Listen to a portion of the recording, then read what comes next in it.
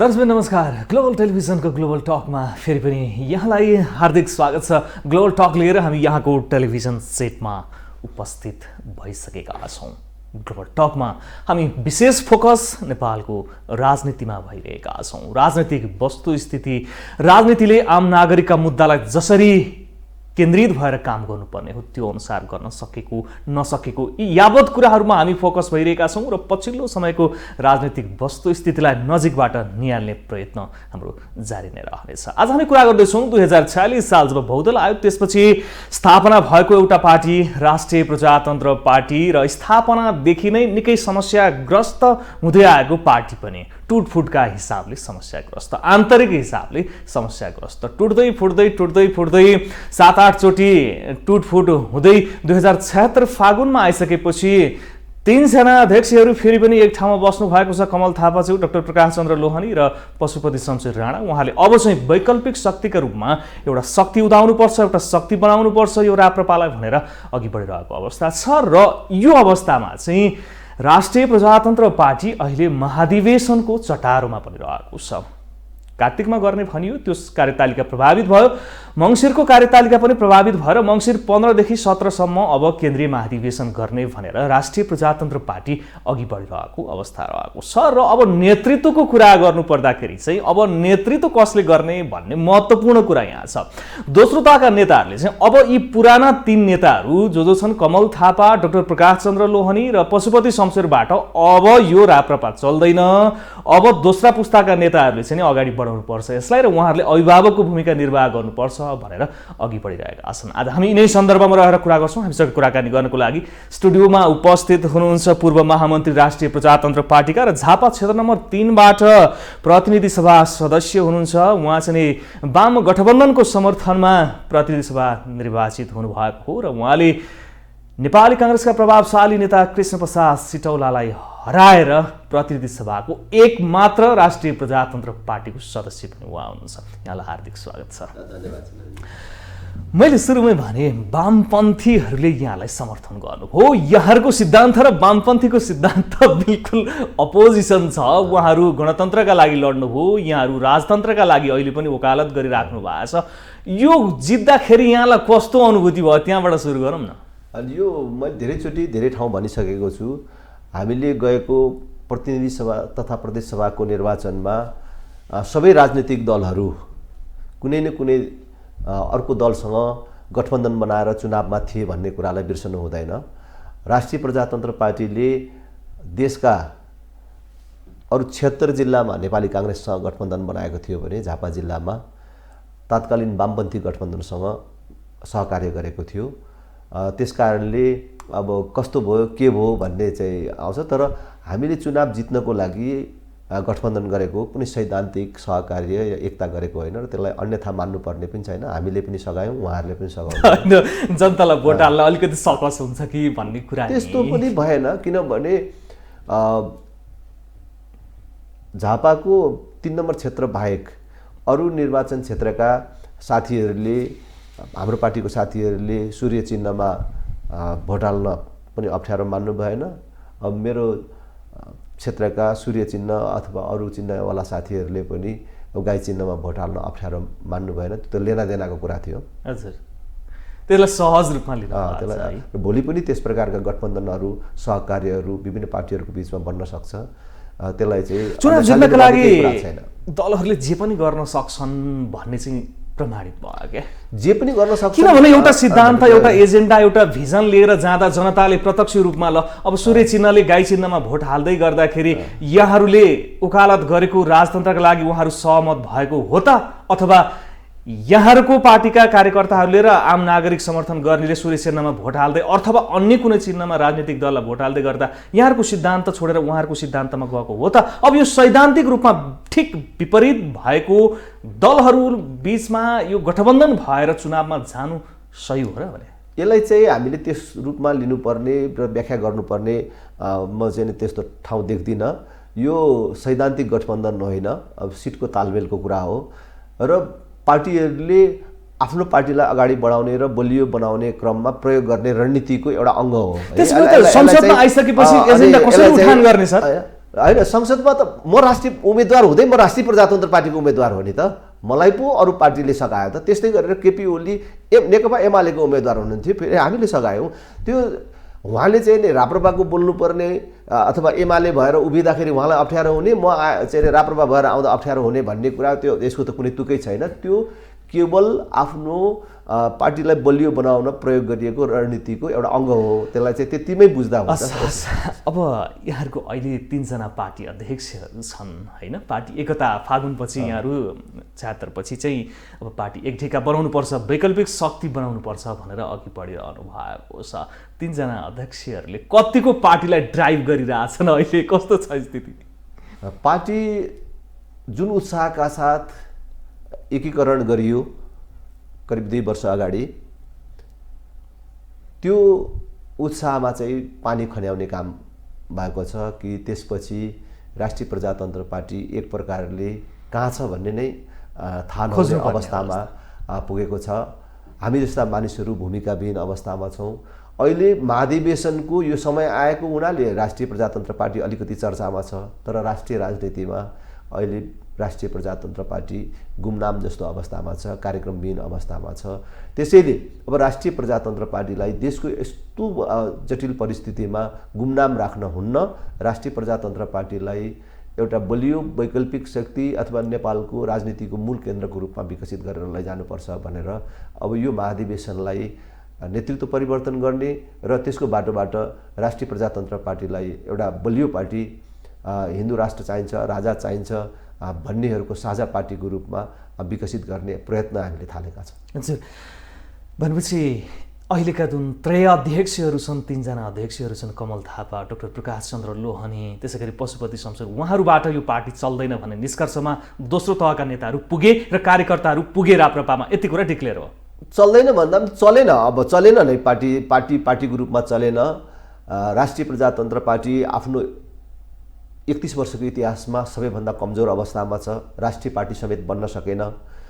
राष्ट्रिय मुद्दाहरूमा आफ्नो कुनै दृष्टिकोण दिएर अगाडि आउन सकेन। यो 2 वर्षदेखि मैले अघि भने नि राष्ट्रिय प्रजातन्त्र पार्टी छैनको अवस्थामा छ।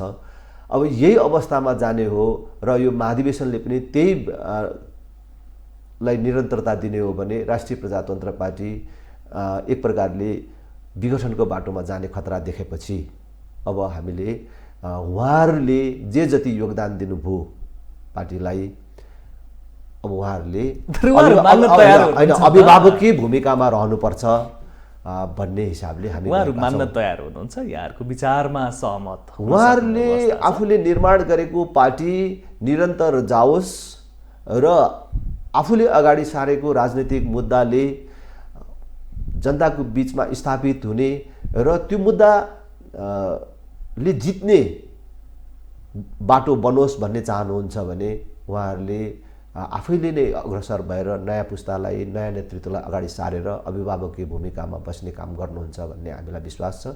र उहाँहरूको योग्यता, क्षमता र पृष्ठभूमिलाई हेर्दाखेरि विश्वास छ कि यो अन्तिम क्षणमा आएर उहाँहरूले गल्ती गर्नुहुन्न र यो सकारात्मक निर्णय गरेर राष्ट्रिय प्रजातन्त्र पार्टीभित्र रहेका राष्ट्रिय प्रजातन्त्र पार्टीका नेता कार्यकर्तालाई मात्र होइन, राष्ट्रिय प्रजातन्त्र पार्टी बाहिर रहेका हाम्रा लाखौँ शुभेच्छुकहरूलाई पनि खुसी पार्ने काम गर्नुहुन्छ भन्ने मलाई लाग्छ। त्यो विश्वास यहाँको हो, तर त्यो परिस्थिति उहाँले देखाइरहनु भएको चाहिँ अहिले छैन होइन? समय आउँदैछ, अब हामी अब अन्तिम घडीतर्फ गइराखेको छौँ, त्यो चाहिँ आउन सक्छ। भनेपछि दोस्रो तहमा अब जाउँ। यहाँ र धवल शमशेर राणा बीच सहमति हुने, आपसी सहमति हुने र एकजना उम्मेदवार बनाउने भनेर यहाँहरूको निकै चर्चा चलिरहेछ र धवल शमशेरजीले पनि मलाई यहाँ आएर भन्नुभयो कि राजेन्द्र लिङ्गदेनजीलाई हामीले उठाउँछौँ कि म उठ्छु, 2 जनामा सहमति हुन्छ र अबको पार्टी चाहिँ हामी हाँक्छौँ भन्नुभएको छ। सहमति भइसक्यो? करिब अब सहमति भएको छ। भोलि हामीले अब सार्वजनिक गर्छौँ त्यो सहमतिलाई। हाम्रो बिचमा को अध्यक्ष हुने भन्ने कुरा महत्त्वपूर्ण कुरा होइन। राष्ट्रिय प्रजातन्त्र पार्टीमा अब नेतृत्व परिवर्तन गरेर नगइकन भएन भन्ने निष्कर्ष, साझा निष्कर्षमा छौँ। त्यसकारणले अन्तिम निष्कर्ष सुनौँ न आज राजेन्द्र सर, कसले चाहिँ नेतृत्वको लागि अध्यक्षको लागि? धवलजी पनि हुनसक्छ। त्यो भोलि चाहिँ हामी टुङ्गो लाउँछौँ। टुङ्गो लागिसकेको छैन? हजुर हजुर। भनेपछि भोलि सार्वजनिक हुन्छ यहाँ टुङ्गो लागे सर हो, हामी जो भए पनि हुन्छ भनेपछि त टुङ्गो लागे सर हो। भनेपछि अब नयाँ नेतृत्वको लागि अग्रसर हुँदै गर्दाखेरि कार्यकर्ताहरूको अवस्था कस्तो छ त यहाँले देख्नु भएको? देशभरिका महाधिवेशन प्रतिनिधिहरू जो खास गरी तल्लो तहका कार्यकर्ताहरू जो जनताको बीचमा छन्, अन्य राजनीतिक दलहरूका बीचमा छन्, उनीहरूले यो नेतृत्व परिवर्तनको कुरालाई बडो उत्साहका साथ राष्ट्रिय प्रजातन्त्र पार्टीको लागि एउटा मृत्यु सञ्जीवनी बुट्टीको रूपमा ग्रहण गरिराखेका छन् र हजारौँ महाधिवेशन प्रतिनिधिहरू नयाँ नेतृत्व चयनको लागि उत्साहपूर्वक सहभागी हुन आइराखेका अवस्था छ। धवल शमशेर र राजेन्द्र लिङदेनलाई किन समर्थन गर्ने? धवल शमशेर र राजेन्द्र लिङदेनलाई व्यक्तिलाई होइन, व्यक्तिको हिसाबले पनि धेरै साथीहरूको छ कि धवल शमशेरले देशभरि राष्ट्रिय प्रजातन्त्र पार्टी हार्दाखेरि नेपालगञ्ज उपमहानगरपालिकामा प्रमुख पदमा विजय प्राप्त गर्नुभयो। देशभरि राष्ट्रिय प्रजातन्त्र पार्टी हार्दाखेरि हामीले त्यहाँ प्रतिनिधि सभामा विजय प्राप्त गऱ्यौँ मात्र होइन, देशमा 5वटा मात्रै स्थानीय तहमा चुनाव जित्दाखेरि राप्रपाले 3टा स्थानीय तहमा झापामै विजय प्राप्त गर्यो। अनि त्यो के कुरा छ त धवल शमशेर राजेन्द्र लिङदेनको ठाउँमा उनीहरूले कसरी सङ्गठन गरिरहेका छन्, उनीहरूको त्यो क्षमता, योग्यता र सङ्गठन निर्माणको उनीहरूको तरिकालाई देशव्यापी रूपमा प्रयोग गर्नुपर्छ र नेपालगञ्जमा जस्तै झापामा जस्तै राष्ट्रिय प्रजातन्त्र पार्टीलाई सबै ठाउँमा विस्तार गर्नुपर्छ र उनीहरूलाई एकचोटि मौका दिनुपर्छ, उनीहरूलाई नेतृत्वमा स्थापित गर्नुपर्छ भन्ने पनि ठुलो सङ्ख्या छ हामीका प्रति। त्यो कारणले पनि आकर्षण छ भने अर्कोतर्फ हामीले मूल रूपमा जुन मुद्दा उठाइराखेको छौँ नि कि हाम्रो नेतात्रयले अहिलेसम्म जे योगदान गर्नुभयो, अब नेतृत्व परिवर्तन गर्ने बेला भयो, उहाँहरूले पालो गर्ने बेला भयो, नयाँ पुस्तालाई जिम्मेवारी दिएर अभिभावकीय भूमिकामा बस्नुपर्ने बेला भयो। अब जुन ढङ्गले अहिलेसम्म राष्ट्रिय प्रजातन्त्र पार्टी आयो त्यही ढङ्गले राष्ट्रिय प्रजातन्त्र पार्टीलाई अगाडि लैजान सकिँदैन भन्ने निष्कर्षमा जुन हामी पुग्यौँ र हामीले आम कार्यकर्ता साथीहरूलाई आह्वान गरिराखेका छौँ। अब त्यसले पनि चाहिँ एउटा आकर्षण बढिरहेको छ। यहाँहरूले जस्तै धवल शमशेर र यहाँ बिचमा जसरी सहमति भयो, 3टा अहिले 3जना अध्यक्ष हुनुहुन्छ, पशुपति शमशेर, कमल थापा र हाम्रा चाहिँ प्रकाशचन्द्र लोहनीका बिचमा यदि सहमति भएर 1जना मात्रै उठ्ने अवस्था आयो भने परिस्थिति कस्तो हुन्छ? सहमति के प्रकारको भन्ने कुरा महत्त्वपूर्ण हुन्छ। उहाँहरू 3टाको बिचमा उहाँहरूले अब राष्ट्रिय प्रजातन्त्र पार्टी यही अवस्थामा रहँदैन, राष्ट्रिय प्रजातन्त्र पार्टी नयाँ ढङ्गले अगाडि जान्छ र हामी राष्ट्रिय प्रजातन्त्र पार्टीलाई यो ढङ्गले लैजान्छौँ भनेर कार्यकर्ताहरू र केवल राप्रपाका कार्यकर्ता मात्र होइन, राप्रपा बाहिर रहेका राजा चाहिन्छ, हिन्दू राष्ट्र चाहिन्छ भने अथवा समान विचारका मानिसहरूलाई समेत विश्वास दिलाउने खालको कुनै कार्ययोजना ल्याउनु भयो भने त्यसमा फेरि पनि हामी छलफल गर्न सक्छौँ। यहाँहरू पनि त्यहाँ सहमतिमा जान सक्नुहुन्छ? होइन, फेरि पनि छलफल गर्न सकिन्छ, तर हामी 3जना मान्छे नमिलेको हो, हामी मिल्छौँ भनेर पदीय भागभण्डा मिलाएर अब राष्ट्रिय प्रजातन्त्र पार्टीलाई यही स्थितिमा अगाडि लाने भागभण्डाको कुरा ल्याउनु भयो भने अब त्यसमा हाम्रो सहमति हुँदैन। हामीले खोजेको के हो भन्दाखेरि अब उहाँहरूको झगडा केही दिनलाई टारौँ, यो महाधिवेशनमा चाहिँ झगडा गर्न नदिउँ, पछि जे होला होला भन्नको लागि मात्रै हामीले यो कुरा उठाइराखेको छैन। किनभने उहाँहरूले जुन पदीय भागभण्डा गरेर राजनीति गरेर त्यो 31 वर्षदेखि गरिराख्नु भएको छ र त्यो महाधिवेशनको 2 दिन पनि नटिकेका क्षणहरू पनि छन्, 6 महिना नटिकेका क्षणहरू छन्। अब राष्ट्रिय प्रजातन्त्र पार्टीले त्यही पुरानो प्रयोग अब स्वीकार्न सक्दैन र त्यसबाट राष्ट्रिय प्रजातन्त्र पार्टी अगाडि जान सक्दैन। हामी चाहिँ अब त्यो भागभण्डामा सामेल पनि हुँदैनौँ र त्यो भागभण्डालाई स्वीकार्दैनौँ पनि। कसमै खाएर अघि बढेका छन् नि त अध्यक्ष, त अब वैकल्पिक शक्ति बनाउने हो हामीले भनेर। होइन, ठिकै हो नि, त्यसमा हामीले वैकल्पिक शक्ति बनाउँछौँ, अब हामी विभाजित हुँदैनौँ भनेर भन्नुभएको छ, गीता छोएर कसम खानु भएको छ। अब त्यसको अर्थ फेरि हामी नै अध्यक्ष हुन्छौँ भन्ने होइन। उहाँहरूले राष्ट्रिय प्रजातन्त्र पार्टीलाई अगाडि बढाउने र अब विभाजित नहुने भन्ने शपथ गर्नुभएको हो। त्यो त नयाँ पुस्तालाई अगाडि सारेर नयाँ नेतृत्व अगाडि सारेर पनि त उहाँहरूले त्यसलाई चाहिँ नि झन् कार्यान्वयनमा ल्याउन सक्छन् नि आफ्नो प्रतिबद्धतालाई। राजेन्द्र सर, यहाँहरूसँग यी त्रय अध्यक्षहरूले छलफल गरेका छन् कि छैनन्? अहिलेसम्म महाधिवेशन निकै निकट आइसकेका छ। त्यस्तो ठोस छलफल भएको छैन। व्यक्तिगत रूपमा उहाँहरूसँग व्यक्तिगत भेटघाट हुँदाखेरि यसो गरे राम्रो हुन्थ्यो, यसो गर्न पाए हुन्थ्यो, मलाई एकचोटि सघाउन पाए हुन्थ्यो, मैले एकचोटि गरेर देखाउँदै थिएँ, आशय चाहिँ आफै हुनेछ। यस्ता कुराहरू त स्वाभाविकले भएको छ हजुर होइन। हामीले पनि अब तपाईँहरू पनि सक्रिय रहने, संसदीय राजनीतिमा सक्रिय रहने, तर पार्टीको कार्यकारिणी पदमा चाहिँ नयाँ पुस्तालाई अगाडि बढाउनुहोस्, नयाँ नेतृत्वलाई अगाडि बढाउनुहोस् भन्ने कुरा राखेका छौँ। तर त्यसले कुनै ठोस आकार लिएको पनि छैन र ठोस ढङ्गले छलफल पनि भएको छैन। यो खास नेतृत्वमा हरेक दलहरूमा हुने समस्या, यी नेतृत्व छोड्नै नचाहने प्रवृत्ति चाहिँ नि हाबी नै छ। अब यसलाई कसरी रिप्लेस गर्न सकिँदो रहेछ राजेन्द्र सर? अब राष्ट्रिय प्रजातन्त्र पार्टीले त्यो कुराको नेतृत्व गर्दैछ र हामी त्यसको नेतृत्व गर्न सकिन्छ। युवा पुस्तामा रूपान्तरण गर्न सकिन्छ। हामीलाई त्यो विश्वास छ कि अहिले सबै राजनीतिक दलहरूमा बहस छलफल हुन्छ कि यो 30 वर्षदेखि नेपालको राजनीतिमा नेतृत्व गर्दै आएको पुस्ता असफल भयो, अब पुस्तान्तरण अथवा नेतृत्व हस्तान्तरणको कुरा नउठाइकन हुन्न।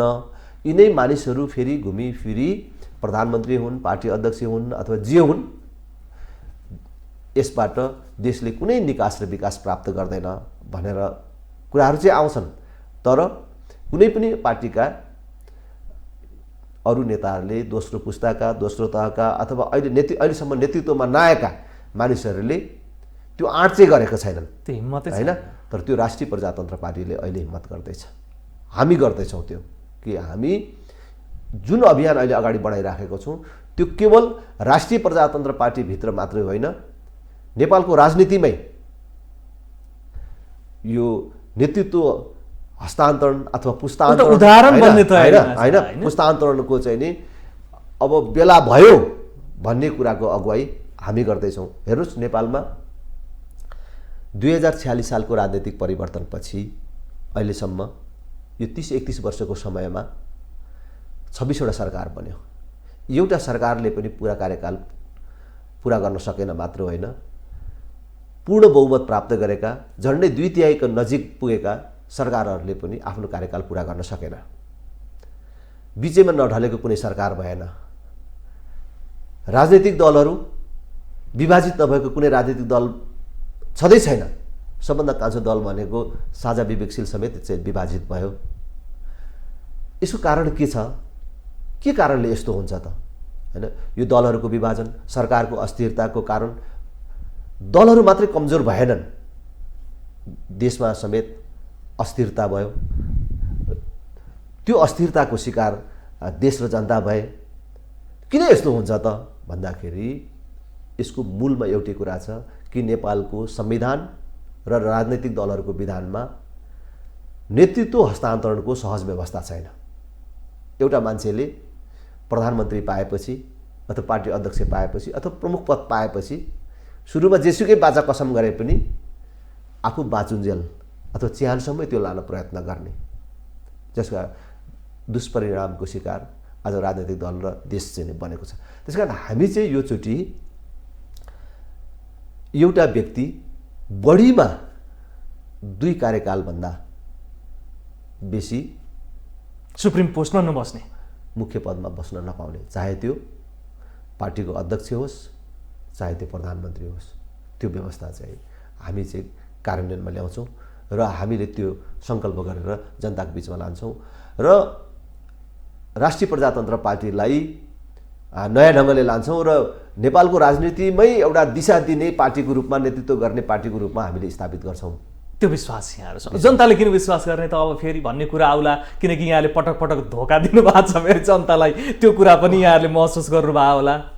हो, अब हिजो चाहिँ हामीले राष्ट्रिय प्रजातन्त्र पार्टीले जुन रणनीतिहरू अख्तियार गऱ्यौँ, जुन ढङ्गले आफूलाई अगाडि लग्यौँ, त्यो चाहिँ जनताको लागि विश्वसनीय अथवा जनताको लागि मनपर्ने खालको भएन भन्ने कुरा समयले प्रमाणित गरिसक्यो। त्यसकारण त्यही हो, जनतालाई विश्वसनीय हुने ढङ्गले अब अहिलेसम्म नेतृत्व गरिराखेको पुस्ताले अथवा नेतृत्वले स्टेप डाउन गरेर नयाँ मानिसलाई अगाडि बढाउनु पर्यो कि अब हामी त्यो गल्ती दोहोऱ्याउन चाहँदैनौँ। अब अहिले चाहिँ हामीले नयाँ नेतृत्व लिएर आएको छौँ, अब नयाँ ढङ्गले जान्छौँ भनेर भन्नु पर्यो भनेरै हामीले यो कुरा ल्याएको हो। पुस्तान्तरणको कुरा चाहिँ गर्छौँ, एजेन्डाको कुरा चाहिँ गर्दैनौँ कि फेरि अब नेतृत्व भनेको कसैले दिने पनि होइन, त्यसलाई चाहिँ लिन सक्नुपर्छ, आफ्ना एजेन्डाहरू स्थापित गरेर आफूलाई प्रभावशाली बनाएर अघि बढेर लिनुपर्छ भनिन्छ होइन। हामीले जुनसुकै पार्टी अन्य दलका पनि कुरा गऱ्यौँ, हामीले यहाँको दलको पनि कुरा गऱ्यौँ। यहाँहरूले एउटा स्ट्रक्चर चाहिँ नि विकास निर्माणको, त्यसपछि राज्य सञ्चालनको एउटा प्रभावकारी स्ट्रक्चर बनाएर त्यो नेतृत्वलाई ठेल्ने खालको एजेन्डा लिएर जाने भन्दा नि पुस्तान्तरणको मात्रै कुरा गरिराख्नु भयो होइन। हामीले नेतृत्व ठेल्ने कुरा होइन, हामीले त अब नयाँ कुरा ल्याइसक्यौँ नि। हामीले यो अब माग्ने कुरा मात्रै होइन, माग्ने भनेको त सहमतिबाट बन्यो भने सबभन्दा राम्रो कुरा हो, नत्र भए हामी प्रतिस्पर्धाबाट पनि हामी नेतृत्व परिवर्तन गर्छौँ, त्यसमा कुनै विवाद छैन। तर त्यस्तो स्थिति आउँदैन भनेर फेरि पनि मैले विश्वास गर्छु कि हाम्रो नेतृत्वले त्यो गल्ती गर्दैन। अहिलेसम्मको जसले नेतृत्व गरिराख्नु भएको छ उहाँहरूबाट त्यो गल्ती हुँदैन भन्ने विश्वास छ। हामी योजनाबद्ध ढङ्गले कि राष्ट्रिय प्रजातन्त्र पार्टीमा हिजो के गल्ती भयो र त्यो गल्तीहरू नदोहोऱ्याउने ढङ्गले नै हामीले गर्छौँ। मैले अघि भने यो पुस्तान्तरणको कुरामा पनि पुस्तान्तरणको अथवा नेतृत्व हस्तान्तरणको सुनिश्चित व्यवस्था भयो नि त। एउटा मान्छे 2 कार्यकालभन्दा बेसी कार्यकारी पदमा बस्न नपाउने, एक व्यक्ति एक पद जस्ता कुराहरू, पार्टीमा काम नगरिकन नेतृत्वमा बस्न नपाउने व्यवस्थादेखि लिएर हामीले अब आगामी दिनमा केवल कुरामा मात्र होइन, हामीले संसदलाई पनि उपयोग गर्छौँ र सँगसँगै सडकलाई पनि उपयोग गर्छौँ र हामीले सडकबाट आफ्नो मुद्दालाई स्थापित गर्ने बाटो पनि खुला राख्छौँ र संसदीय राजनीतिमा पनि आफूलाई क्रियाशील राख्छौँ। यसरी 2 लाइन हामीले चाहिँ प्रयोग गरेर जान्छौँ। हामीले 6 महिनाभित्रमा, मैले त धेरै परै भन्दिनँ, 6 महिनाभित्रमा हाम्रो समान विचारका अन्य राजनैतिक पार्टी, व्यक्ति, समूह, संस्था र धार्मिक क्षेत्रको समेत समर्थन लिएर बृहत राष्ट्रिय प्रजातन्त्र पार्टी अथवा राष्ट्र संस्था र हिन्दू राष्ट्र चाहिन्छ भन्नेहरूको शक्ति निर्माण गर्ने यो व्यापक योजना साथ हामीले यो नेतृत्व परिवर्तनको कुरा गरेको हो। कि हामीले चाहिँ हाम्रो अध्यक्ष रहेर बसिराख्नु भएको छ त्यो ठाउँमा अब हामी पनि बस्नु पऱ्यो, हामी पनि बुढो भइसक्यो होइन। अब हामीले अहिले पनि नबस्ने भने कहिले बस्ने भन्ने कुरा मात्रै हामीले अगाडि सारेको छैन। सम्भावना छ यहाँहरूले गर्न सक्नुहुन्छ होइन?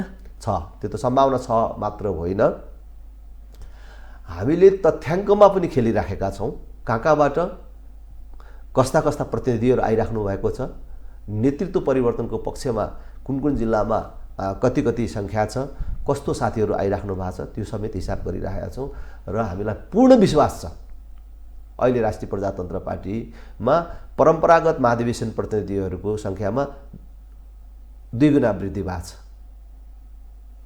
त्यो अहिले नयाँ आउनेहरू ठुलो सङ्ख्यामा हाम्रो पक्षमा छन्, नेतृत्व परिवर्तनको पक्षमा छ र पुराना जो परम्परागत प्रतिनिधिहरू छ उहाँहरूमा पनि अब यही ढङ्गले राष्ट्रिय प्रजातन्त्र पार्टी अगाडि बढ्न सक्दैन भन्ने एउटा निष्कर्ष छ।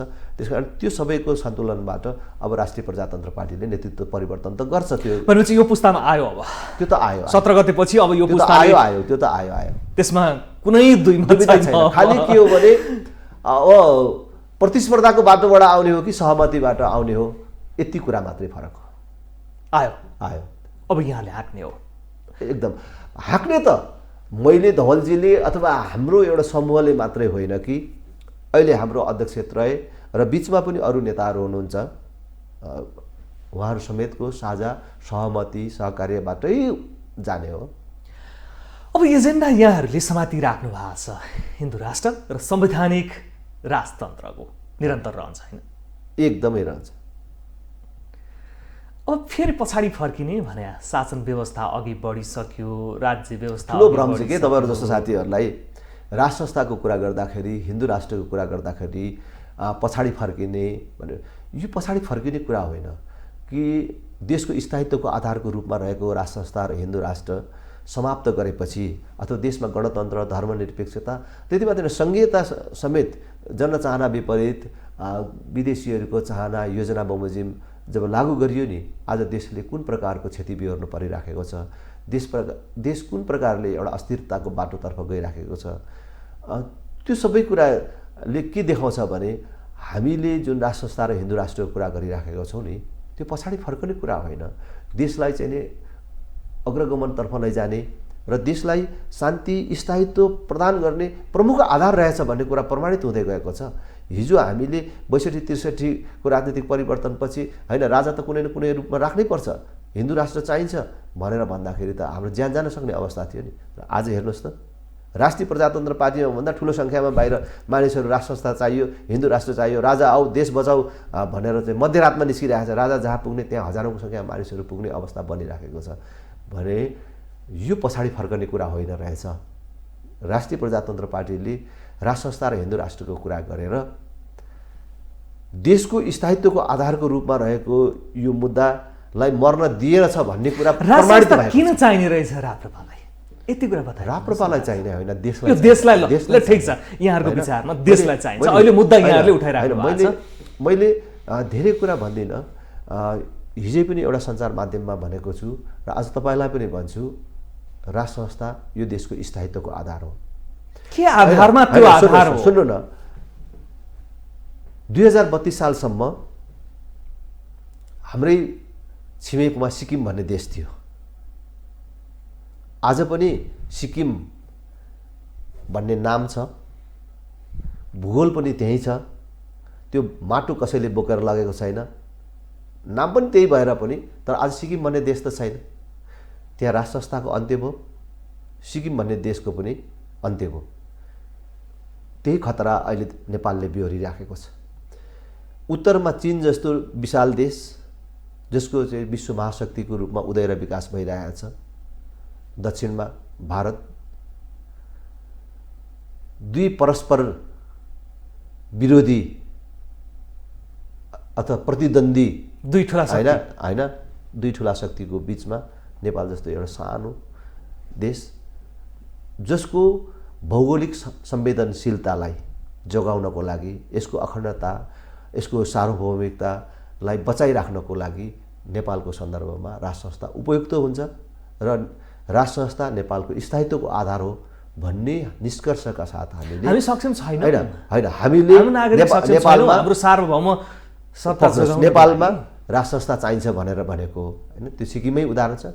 र अहिले राष्ट्र संस्थाको अनुपस्थितिको यो 14 वर्ष 15 वर्षले पनि प्रमाणित गरेको छ कि राष्ट्र संस्थाको अनुपस्थितिमा हाम्रो सार्वभौमिकता, हाम्रो अखण्डता सधैँ खतरामा रहने रहेछ भन्ने कुरा प्रमाणित भएको छ। त्यसकारणले हामीले देशको स्थायित्वको आधारको रूपमा राष्ट्र संस्था चाहिन्छ भनेर भने। राष्ट्र संस्थाले राजनीति गर्न थाल्यो नि त, जनता त्यही भएर वितृष्णा पहिला होला नि त है। कुनै कालखण्डमा कुनै चाहिँ नगरेको भए हुन्थ्यो भन्ने कुराहरू भए होलान्, तर गल्ती गरेपछि सजाय भोगेको होला नि त राष्ट्र संस्था। तर त्यो भने राष्ट्र संस्थाले खास गरी तपाईँले भन्नु खोज्नु भएको राजा ज्ञानेन्द्रको प्रत्यक्ष शासनको कुरा गर्नुभएको होला। त्यस बेलाको देशको पृष्ठभूमि, राजनीतिक पृष्ठभूमिलाई हामीले केलाउनु पर्ने हुन्छ।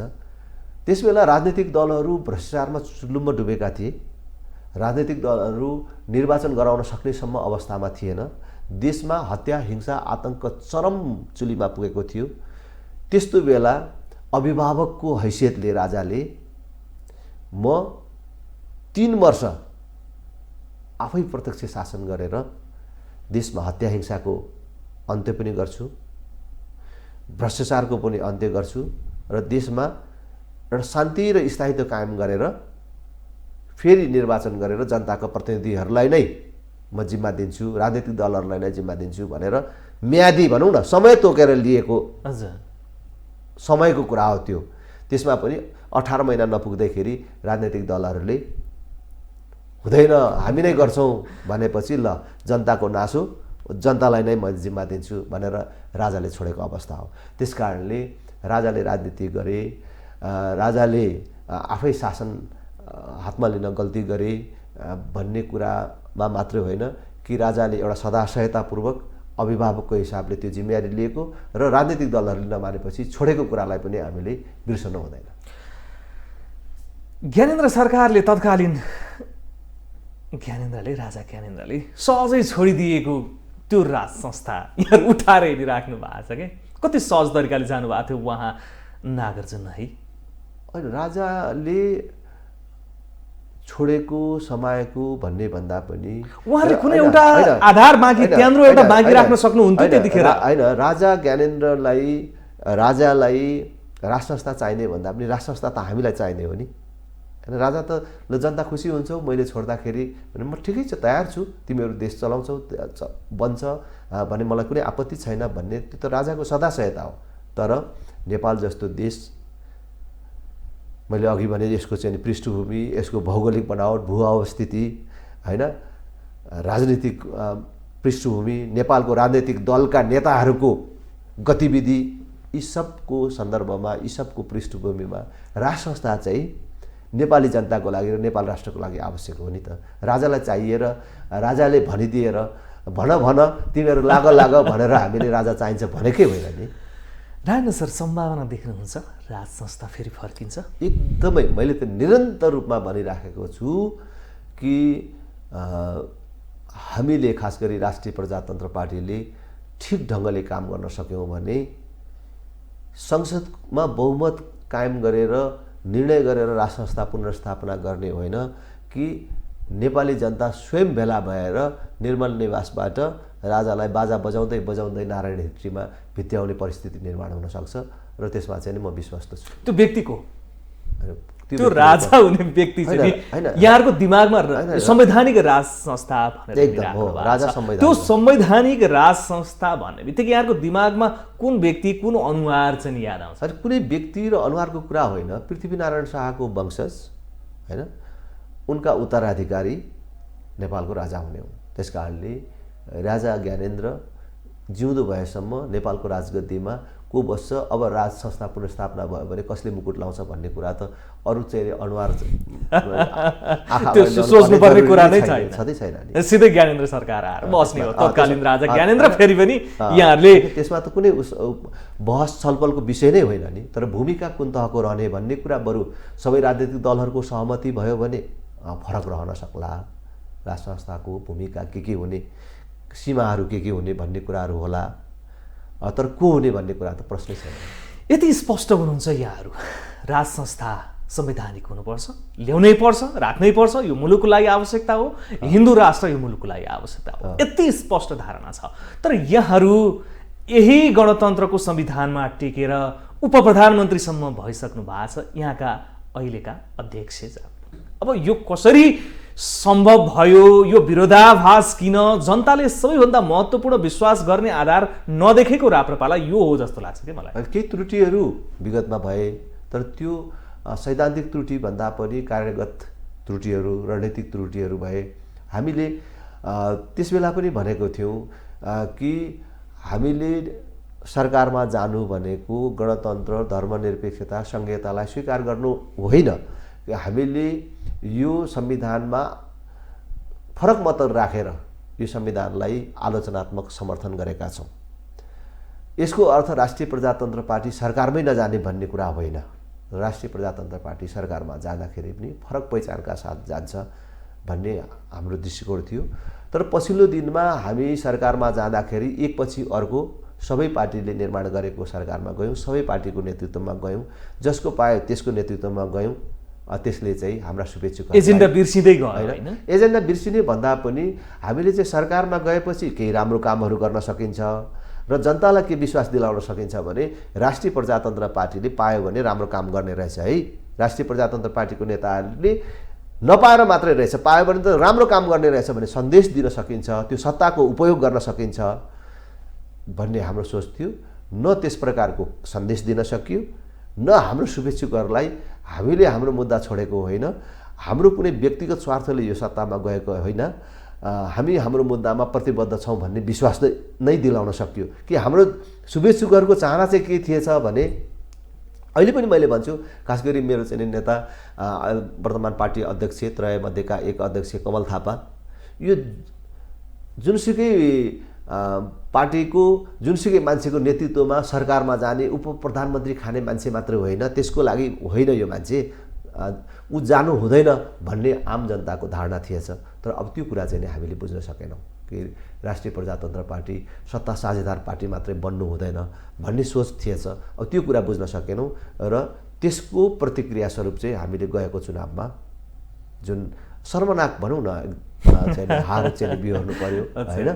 अब तर हामीले सामूहिक रूपमै केही प्रतिबद्धता व्यक्त गरेका छौँ भने आगामी दिनमा त्यस प्रकारको गल्ती राष्ट्रिय प्रजातन्त्र पार्टीले दोहोऱ्याउँदैन। त्यही कुराको चाहिँ प्रतिनिधित्व संसदमा मैले गरिराखेको छु। म एकजना मात्रै सांसद भएर पनि अहिलेको चाहिँ सरकारमा जाने बाटो मेरो लागि खुल्ला थियो। म फेरि पनि चाहिँ मन्त्री बन्न सक्थेँ, तर मैले प्रारम्भदेखि नै के भने म 5 वर्ष कुनै पनि प्रकारले सरकारमा जाने छैन मात्र होइन, अरू वर्षहरू पनि अरू कार्यकालमा पनि फेरि पनि सांसद भइयो भने पनि पार्टीको हितलाई र जनताको धारणालाई शिरमा राख्ने, जनभावनालाई शिरमा राखेर हिँड्ने, मन्त्रीलाई प्राथमिकता नदिने भनेर चाहिँ म क्रियाशील छु र आगामी दिनमा पनि हामी रहन्छौँ। अहिले केही चर्का मुद्दाहरू उठिरहेछन्। राप्रपाले आधिकारिक धारणाहरू बनाउँदैन, दलहरूले पनि आधिकारिक धारणा बनाउँदैनन्। किन? एमसिसीका मुद्दा छ, न्यायालयका मुद्दा छ, हेरिराख्ने के गर्छ सरकारले भन्नेतिर ध्यान दिने, विशेष गरी राप्रपाको कुरा गरौँ न। हाम्रै कुरा गरौँ, अरू पनि थुप्रै मुद्दाहरू छन् जुन राष्ट्रिय मुद्दाहरूमा राष्ट्रिय प्रजातन्त्र पार्टी मौन छ। राष्ट्रिय प्रजातन्त्र पार्टीको स्पष्ट दृष्टिकोण हामीले ल्याउन नसक्दाखेरि हामीलाई आफैलाई पनि चाहिँ दुःख लागेको छ। त्यसैले त भने कि यस प्रकारले राष्ट्रिय प्रजातन्त्र पार्टीलाई अकर्मण्य बनाएर राख्ने र राष्ट्रिय प्रजातन्त्र पार्टीलाई काङ्ग्रेस कम्युनिस्ट जस्तै खिँदै बिलाउँदै जाने, सत्तालाई मात्रै प्राथमिकता दिने, अब यो सुविधा र छुट छैन। त्यसैले राष्ट्रिय प्रजातन्त्र पार्टी अब एउटा स्पष्ट पार्टीको रूपमा अगाडि जानुपर्छ, सक्रिय पार्टीको रूपमा जानुपर्छ भनेर हामीले यो नेतृत्व परिवर्तनको कुरा उठाएको हौँ। राष्ट्रिय प्रजातन्त्र पार्टीलाई यसरी सुताएर राख्न पाइँदैन, हुँदैन भनेर गरेको हौँ। र अब एमसिसीको बारेमा पनि मेरो भन्नुहुन्छ भने स्पष्ट दृष्टिकोण छ। यो जुन 55 अरबको हामीले चाहिँ सहायता रकम लिन लागेका छौँ, जसका कारणले आज देशै विभाजित अवस्थामा छ, जनता पुरै पक्ष विपक्षमा छ, जसका कारणले देशमा कुनै पनि बेला द्वन्द्व हुन सक्ने अवस्था छ। त्यही कारण मैले चाहिँ प्रश्न भनेको छु, जुन सहयोग लिँदाखेरि देश विभाजित हुन्छ, जनता विभाजित हुन्छन् भने त्यो चाहिएन, किन लिनु पर्यो? त्यसको कुन दफामा के लेखेको छ भन्ने भन्दा पनि त्यसलाई सरकारले बुझाउन सकेन, दिनेले बुझाउन सकेन, लिनेहरूले बुझ्न सकेका छैनन् भने त्यो जबरजस्त किन लिनु पर्यो? त्यस्तो 55 अरब त 46 सालपछि नेपालको राजनीतिमा नेतृत्वमा आएका उच्च पदस्थ नेता कर्मचारीहरूको सम्पत्ति छानबिन गरेर अवैध सम्पत्ति जफत गर्ने हो भने त्यस्ता कतिवटा 55 अरब आउँछ होला। त्यस कारणले राष्ट्रिय एकताको अगाडि, जनताको एकताको अगाडि 55 अरब केही पनि होइन।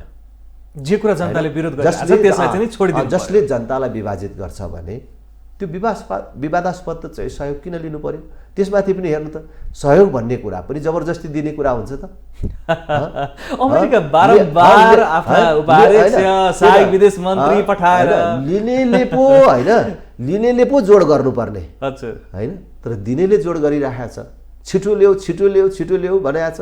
यो म्यादभित्र चाहिँ लिएनौ भने अब चाहिँ नि फिर्ता जान्छ भन्छ, त्यस्ता म्याद कति कटिसक्यो, फेरि चाहिँ अब लिएनौ भने अब फिर्ता जान्छ भन्छ, थर्काएको छ होइन भने गलत नियत राख्या होला। राजेन्द्र सर अलिकति भित्र छिरौँ न, त्यस्तो सहयोग किन लिनु पर्यो? अमेरिकाले अलिकति इन्टेन्सन चाहिँ उसको थोरै गलत छ होला, यहाँलाई के लाग्छ? त्यो तहसम्म त मैले खालि हामी विरोध गरिराखेका छौँ, मण्डलामा नि खुब माइतीघर मण्डलामा तहसम्म त म जान चाहन्न, तर खालि यति मात्रै म भन्छु, जुन सहयोग विवादास्पद भयो त्यसमा कसो के स्वार्थ छ, भविष्यमा त्यो सबै कुराहरू प्रष्ट हुने नै छ।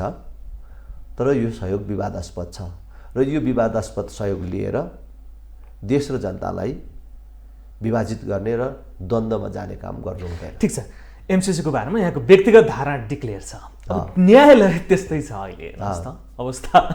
न्यायालय यहाँ प्रतिनिधि सभाको सदस्य पनि हुनुहुन्छ, महाभियोग समूहको कुरा दलहरूले उठाइदिनु पर्यो भनेर बार एसोसिएसन होइन, जसले न्याय दिनुपर्ने होइन उनीहरूले नै, जसले संविधानको व्याख्या गर्नुपर्ने है उनीहरूले नै आज मानिसहरूलाई न्यायबाट वञ्चित गराउने काम गरिरहेका छन्। आज न्यायालयहरू ठप्प अवस्थामा छ। यसले के कुराको सङ्केत गर्छ भने अब देशको प्रणाली नै असफल भयो। न्याय प्रणाली मात्रै होइन, कार्यपालिका, व्यवस्थापिका, न्यायपालिका समग्र चाहिँ असफल भयो र अहिले हामी हिँडिराखेको प्रणालीमै पुनरावलोकन गर्ने बेला आयो भन्ने भन्छ कि यो त एउटा प्रधान न्यायाधीशको मात्रै दोषको कुरा छैन नि। प्रधान न्यायाधीशले एकजना आफन्तलाई मन्त्री बनाउन अहिलेको गठबन्धनलाई सौदाबाजी गरे अथवा चाहिँ भनेबाट सुरु भएको चिज हो।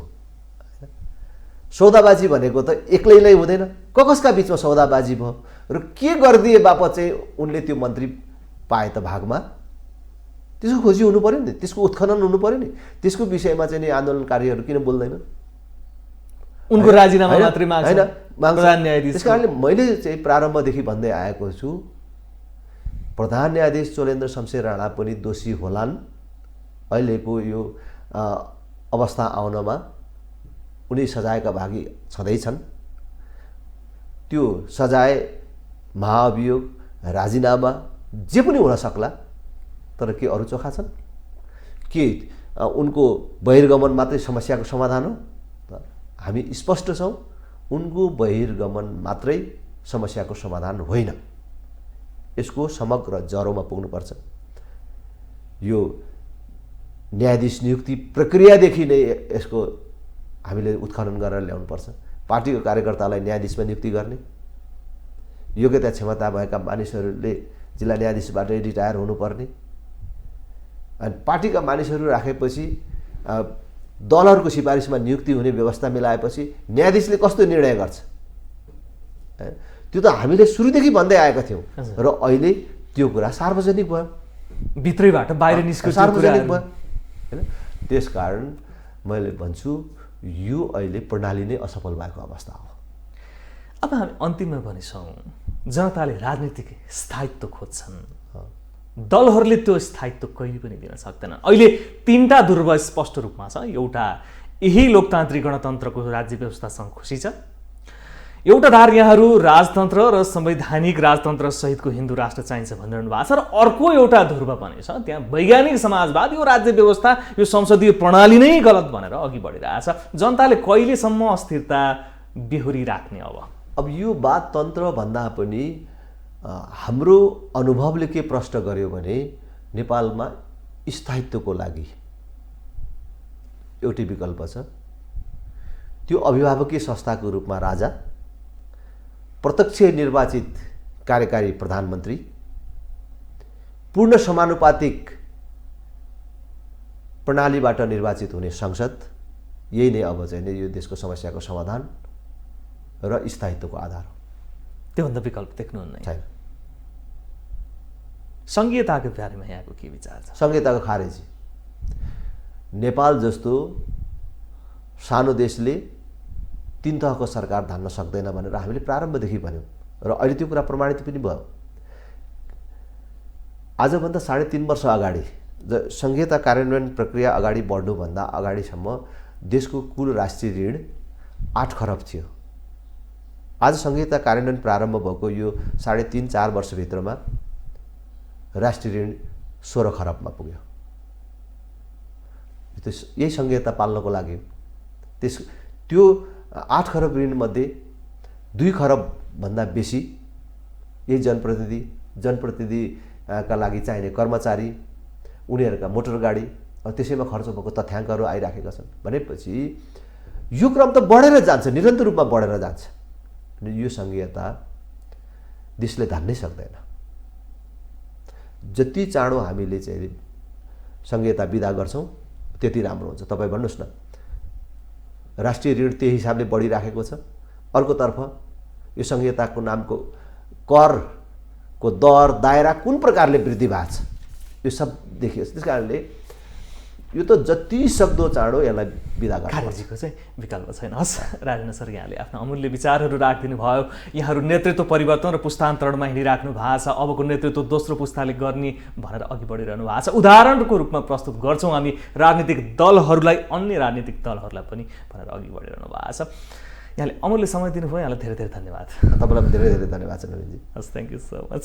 दर्शक, आज हामीले कुरा गऱ्यौँ ग्लोबल टकमा राजेन्द्र लिङ्गदेनज्यूसँग, जो चाहिँ पूर्व महामन्त्री राष्ट्रिय प्रजातन्त्र पार्टीका हुनुहुन्छ र महाधिवेशनको चटारोमा पनि रहेको छ राष्ट्रिय प्रजातन्त्र पार्टी। यति बेला 15 देखि 17 गतेसम्म चाहिँ केन्द्रीय महाधिवेशन हुँदैछ र यो महाधिवेशनबाट नयाँ नेतृत्व पाउनेमा उहाँ विश्वस्त हुनुहुन्छ र नयाँ ढङ्गबाट अब राष्ट्रिय प्रजातन्त्र पार्टी अघि बढाउनुपर्छ भन्ने मान्यताका साथ यो जुन पुस्तान्तरणका साथ अघि बढ्ने तयारीमा पनि रहेको छ र कार्यकर्ताले पनि विश्वास गरिरहेका छन् भन्ने दोस्रो तहका नेताहरूको विश्वास पनि रहेको छ। र दोस्रो तहका नेताहरूमा धवल शमशेर राणा र राजेन्द्र लिङ्गदेनज्यूले चाहिँ एक आपसमा सहमति गरेर अब भोलि चाहिँ उहाँले डिक्लेयर गर्ने कुरा भएको छ को चाहिँ अध्यक्ष बन्ने र कसले पार्टीको नेतृत्व गर्छ भनेर अघि बढ्नको लागि उहाँले भोलिसम्मको समयसीमा दिनुभएको छ। त्यसपछि एकजना नेतृत्व उहाँले खडा गर्नुहुन्छ र अघि बढ्ने अवस्थामा पनि रहेको छ। उहाँहरूको एजेन्डाको हिसाबले चाहिँ हिन्दू धर्म जुन रहेको छ, हिन्दू राष्ट्र र संवैधानिक राजतन्त्रको मुद्दालाई चाहिँ